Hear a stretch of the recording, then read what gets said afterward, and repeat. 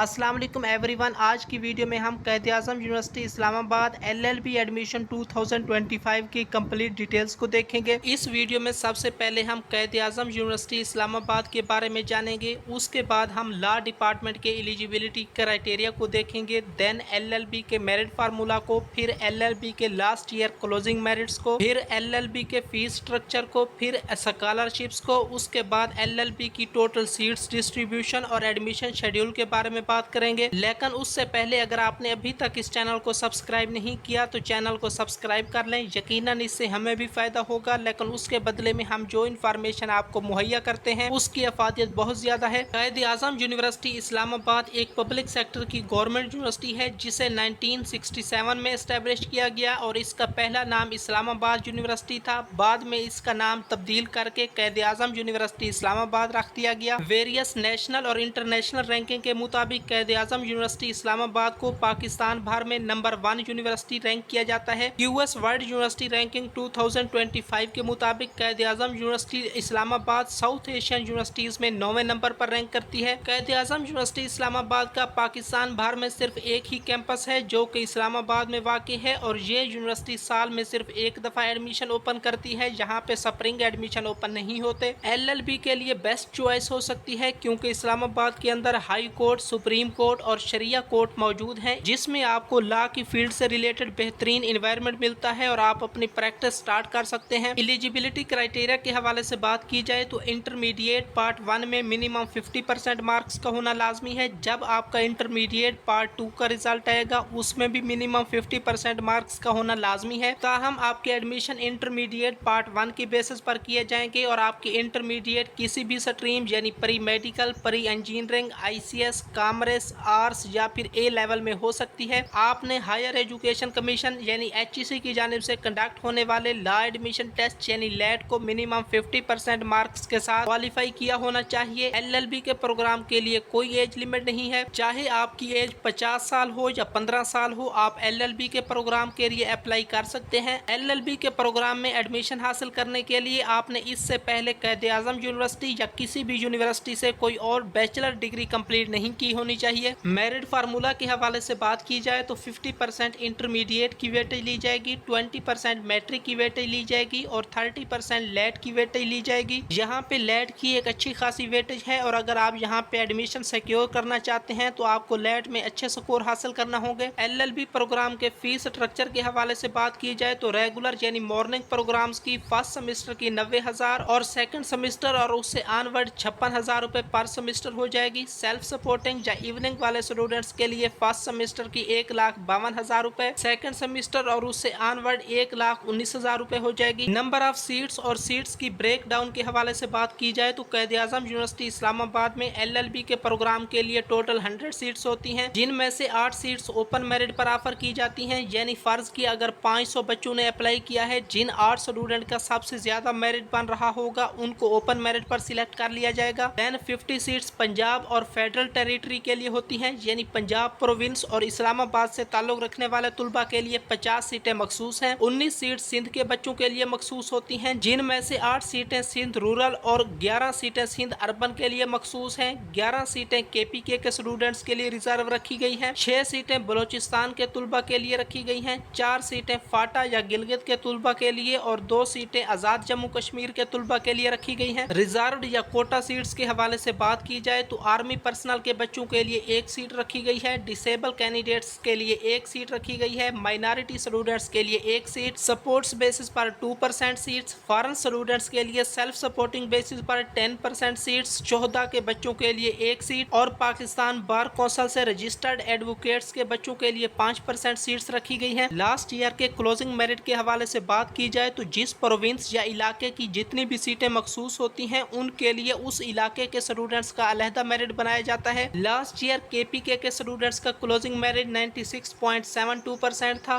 फाटा 94.91%, Balochistan 94.2%, Azad Jammu Kashmir 95.01%, Sindh urban 90.64%, Sindh rural 94.71%, self supporting 93.54%, Punjab 96.39% और open merit 96.33%। Scholarships के हवाले से बात की जाए तो क़ायद-ए-आज़म यूनिवर्सिटी इस्लाम इस्लामाबाद क्योंकि एक पब्लिक सेक्टर की गवर्नमेंट यूनिवर्सिटी है, इसलिए इसमें 25+ नीड बेस्ड और मेरिट बेस्ड स्कॉलरशिप्स ऑफर की जाती हैं, जिनमें चंद नुमाया ये हैं: Quaid-e Azam university alumni scholarship, Pakistan Baitul Maal scholarship, higher education commission यानी HEC scholarship, Punjab education and endowment fund PEEF scholarship, British council scholarship for females, HEC need based scholarship और PPL स्कॉलरशिप। अप्लाई से पहले आपको एक इम्पोर्टेंट बात बताता चलूं कि मॉर्निंग के अंदर 2 कैटेगरीज होती हैं, यानी रेगुलर और सेल्फ सपोर्टिंग। सेल्फ सपोर्टिंग की फीस थोड़ी ज़्यादा होती है, कुछ तलबा सेल्फ सपोर्टिंग पे अप्लाई नहीं करते और बाद में जब मेरिट लिस्टें लगती हैं तो उनसे कम मेरिट वाले स्टूडेंट का नाम मेरिट लिस्टों में आया होता है और उनका नाम नहीं आया होता। इसलिए मैं आपको बता रहा हूं ताकि आप ये गलती ना करें। जब आप अप्लाई करेंगे तो मॉर्निंग प्रोग्राम्स में आप पहले रेगुलर प्रोग्राम्स को सेव करेंगे, उसके बाद सेल्फ सपोर्टिंग प्रोग्राम्स को भी सेव करेंगे। इवनिंग प्रोग्राम में सिर्फ सेल्फ सपोर्टिंग की कैटेगरी होती है। मॉर्निंग और इवनिंग दोनों के लिए आपने सेपरेट चालान 2650 रुपये के पे करने होंगे।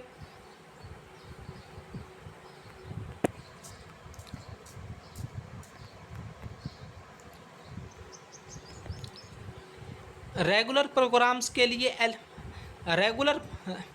रेगुलर प्रोग्राम में अप्लाई करने की लास्ट डेट 29 जुलाई, जबकि सेल्फ सपोर्टिंग में अप्लाई करने की लास्ट डेट 18 अगस्त 2025 है।